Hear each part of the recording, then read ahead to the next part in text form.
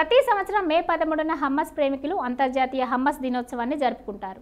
Cross cultural దిగ్విషయంగా పరిగణించబడే ఈ రుచికరమైన ఆహారం గురించి కూడా ఈ రోజు అవగాహన కల్పిస్తోంది. హమ్మస్ అనేది అరబిక్ పదం. దీని అర్థం చిక్పా. హమ్మస్ యొక్క అరబిక్ మూలాలు ఉన్నప్పటికీ కొంతమంది చరిత్రకారులు ఈ ఆహారం ఈజిప్టులో ఉద్భవించిందని నమ్ముతారు. అయినప్పటికీ లెబనీస్, టర్కులు, యూదులు, సిరియన్లతో సహా ఇతర సమూహాల ప్రజలు హమ్మస్ను కనిపెట్టినందుకు క్రెడిట్ తీసుకోవడానికి ప్రయత్నించారు.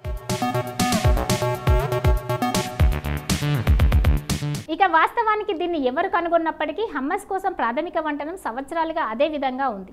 అత్యంత ప్రాథమిక హమ్మస్ వంటకం చిక్పీస్, తహిని, ఆలివ్ నూనె, నిమ్మరసం మరియు వెల్లుల్లిని కలిపి ఉంటుంది. కొందరు వ్యక్తులు హమ్మస్ యొక్క విభిన్న రుచులను ఇష్టపడతారు.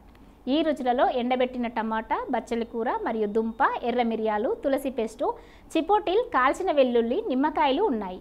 హమ్మస్ యొక్క ప్రతి రుచి చాలా ఆరోగ్యకరమైన ఆహారంగా పరిగణించబడుతుంది. హమ్మస్ అనేక రకాల విటమిన్లు, ఖనిజాలను ఒక సర్వింగ్లో ప్యాక్ చేస్తుంది. ప్రతి రుచికరమైన కాటుతో హమ్మస్ ఫోలేట్, రాగి, manganese, magnesium, iron, zinc, vitamin B6లను అందిస్తుంది. హమ్మస్ అనేది మొక్కల ఆధారిత ప్రోటీన్తో కూడిన తక్కువ కార్బ్స్ ఆహారం. హమ్మస్ యొక్క ఇతర ఆరోగ్య ప్రయోజనాలు: ఇందులో ఫైబర్ అధికంగా ఉంటుంది, ఇది జీర్ణ ఆరోగ్యాన్ని ప్రోత్సహిస్తుంది, మంచి గట్ బ్యాక్టీరియాను అందిస్తుంది, ఉపయోగించిన పదార్థాలు మంటతో పోరాడడానికి నిరూపించబడ్డాయి, ఇది తక్కువ గ్లైసెమిక్ సూచికను కలిగి ఉంటుంది, అంటే ఇది రక్తంలో చక్కెర స్థాయిలను నియంత్రించడంలో సహాయపడుతుంది. చిక్పీస్ గుండె ఆరోగ్యకరమైన ఆహారంగా పరిగణించబడుతుంది, ఇది గుండె జబ్బుల ప్రమాదాన్ని తగ్గిస్తుంది, ఇది బరువు తగ్గడానికి మరియు ఆరోగ్యకరమైన శరీర బరువును నిర్వహించడానికి సామర్థ్యాన్ని ప్రోత్సహిస్తుంది. 1638 ఢిల్లీలో ఎర్రకోట వద్ద నిర్మాణం ప్రారంభమైంది. ఇది మొఘల్ చక్రవర్తుల నివాసం. ఇప్పుడు భారతదేశం యొక్క ప్రతిష్టాత్మక చిహ్నం.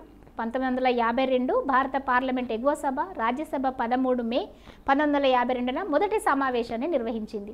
దేశ రాజధాని ఢిల్లీలోని పార్లమెంట్ హౌస్లోకి రాజ్యసభ ఛాంబర్లో రాజ్యసభ కూర్చుంది. 1952 స్వతంత్ర భారత మొదటి పార్లమెంటు సమావేశాలు ప్రారంభమయ్యాయి. మొదటి లోక్సభ 1952 మొదటి సార్వత్రిక ఎన్నికల తర్వాత దేశం మొదటి లోక్సభను పొందింది. భారత జాతీయ కాంగ్రెస్ 364 సీట్లతో అధికారాన్ని కైవసం చేసుకుంది. దీంతో జవహర్లాల్ నెహ్రూ భారత తొలి ప్రధాని అయ్యారు. అప్పుడు భారత జాతీయ కాంగ్రెస్కు దాదాపు 45% ఓట్లు వచ్చాయి.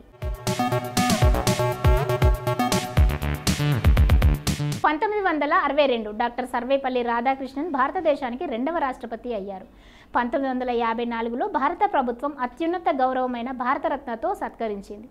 అతని పుట్టినరోజు భారతదేశంలో ఉపాధ్యాయుల దినోత్సవంగా జరుపుకుంటారు. 1967 మే 13, 1967న జాకిర్ హుస్సేన్ భారతదేశానికి 3వ రాష్ట్రపతిగా ఎన్నికయ్యారు. అతను భారతదేశపు మొదటి ముస్లిం రాష్ట్రపతి మరియు 3 మే 1969న కార్యాలయంలో మరణించిన మొదటి రాష్ట్రపతి. అతనికి భారతదేశ అత్యున్నత పురస్కారం భారతరత్న కూడా అందించింది.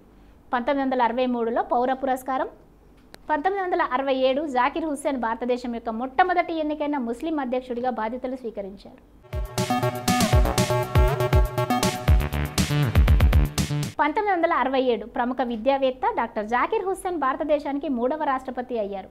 అతను భారతదేశానికి మొదటి ముస్లిం రాష్ట్రపతి. 1998 భారతదేశం పోఖ్రాన్ వద్ద 2 అణు పరీక్షలను నిర్వహించింది. 2008 భారతదేశపు అత్యంత ప్రసిద్ధ పర్యాటక కేంద్రం 13 మే 2008న 15 నిమిషాల వ్యవధిలో 9 బాంబు పేలుళ్ల శ్రేణిని చూసింది. ఈ సమకాలీకరించబడిన సిరీస్లోని 10వ బాంబు పేలుడుకు ముందు కనుగొనబడింది. 63 మంది మృతి చెందగా 216 మందికి పైగా గాయపడిన ఇస్లామిక్ ఉగ్రవాద సంస్థ ఇండియస్ ముజాహిద్దీన్ ఈ దాడికి బాధ్యత వహించింది. అసదుద్దీన్ ఓవైసీ ఓ రాజకీయ నాయకుడు, లోక్సభ సభ్యుడు, ఎంఐఎం పార్టీ తరపున ఎన్నుకోబడ్డాడు. సుల్తాన్ సలావుద్దీన్ ఓవైసీ కుమారుడు. లోక్సభ సభ్యునిగా ఎన్నికగాక ముందు ఆంధ్రప్రదేశ్ శాసనసభ సభ్యునిగా ఎన్నికయ్యాడు. అసదుద్దీన్ ఓవైసీ 1969 మే 13న హైదరాబాద్, తెలంగాణలో జన్మించారు. అసదుద్దీన్ భారతదేశంలో ఆల్ ఇండియా మజ్లిస్ ఈ ఇత్తెహాదుల్ ముస్లిమీన్ పార్టీకి 3వ జాతీయ అధ్యక్షుడు. గతంలో అతని తండ్రి మరియు తాత. ఏఐఎంఐఎం అనేది మైనార్టీ పార్టీ. ఇది భారతదేశంలోని దళిత, గిరిజన సంఘం మైనార్టీ నిబంధనలపై తన స్వరాన్ని పెంచుతుంది. అసదుద్దీన్ 1994లో ఆంధ్రప్రదేశ్ శాసనసభ ఎన్నికల్లో రాజకీయ రంగ ప్రవేశం చేశారు. రవిశంకర్ భారతీయ ఆధ్యాత్మిక గురువు. అతన్ని తరచుగా శ్రీశ్రీ అని, గురూజీ అని, గురుదేవ్ అని పిలుస్తారు. అతను 1981లో ఆర్ట్ ఆఫ్ లివింగ్ ఫౌండేషన్ను స్థాపించాడు. అది ప్రజలకు సామాజిక సహాయాన్ని అందించే స్వచ్ఛంద సంస్థ. 1997లో అతను జెనీవాలో international association for humans values అనే స్వచ్ఛంద సంస్థను స్థాపించాడు. ఇది సహాయక చర్యలు, గ్రామీణ అభివృద్ధిలో నిమగ్నమై ఉంది. ఆర్ట్ ఆఫ్ లివింగ్ శాఖలు ప్రపంచవ్యాప్తంగా ఉన్నాయి. ప్రధాన శాఖ బెంగళూరు సమీపంలోని జొక్కూరు వద్ద ఉంది. వీరు కనుగొన్న సుదర్శన క్రియ బహుప్రసిద్ధం. రవిశంకర్ తమిళనాడులోని పాప నివాసంలో విశాలాక్షి రత్నం, ఆర్ఎస్ వెంకటరత్నం దంపతులకు 1956 మే 13న జన్మించాడు.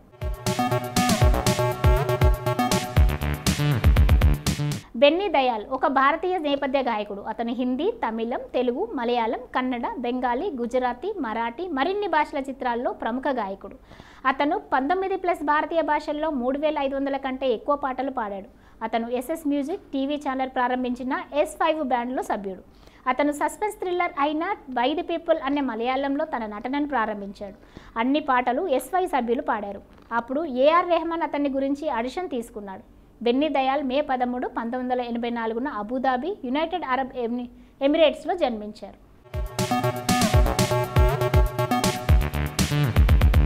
ఫక్రుద్దీన్ అలీ అహ్మద్ భారతదేశానికి 5వ రాష్ట్రపతిగా 1974 నుండి 1977 వరకు పనిచేశాడు. ఫక్రుద్దీన్ 1905 మే 13న ఢిల్లీలో జన్మించాడు.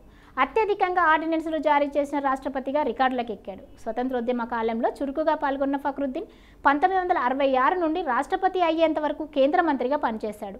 రాష్ట్రపతిగా పదవిలో ఉన్నప్పుడే 11/2/1977న మరణించాడు.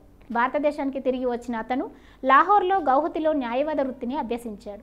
1930లలో భారత జాతీయ కాంగ్రెస్తో సుదీర్ఘ అనుబంధాన్ని ప్రారంభించి 1939లో గోపీనాథ్ బోర్డులోయ్ మంత్రివర్గంలో అహ్మద్ అస్సాం ఆర్థిక మంత్రిగా పనిచేశాడు. 1946లో అస్సాం అడ్వకేట్ జనరల్ అయ్యాడు. 1957 నుండి 1966 వరకు బిషులా ప్రసాద్ చలిహా ఆధ్వర్యంలో మళ్ళీ ఆర్థిక మంత్రిగా ఉన్నారు. వాణి విశ్వనాథ్ త్రిల్లూరుకు చెందిన మలయాళ సినిమా నటి. ఈమె తెలుగు, తమిళ సినిమాల్లో కూడా నటించింది.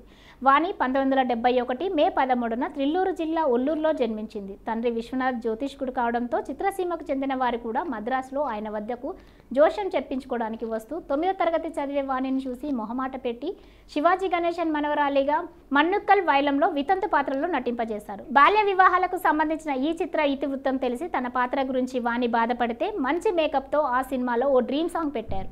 ఈ చిత్రం విజయం సాధించింది. 14వ ఏట విజయకాంత్ చిత్రంలో నటిస్తుండగా జగపతి బాబు ద్విపాత్ర అభినయం చేస్తున్న సింహస్వప్నం 1989లో హీరోయిన్గా తెలుగులోకి అవకాశం వచ్చింది.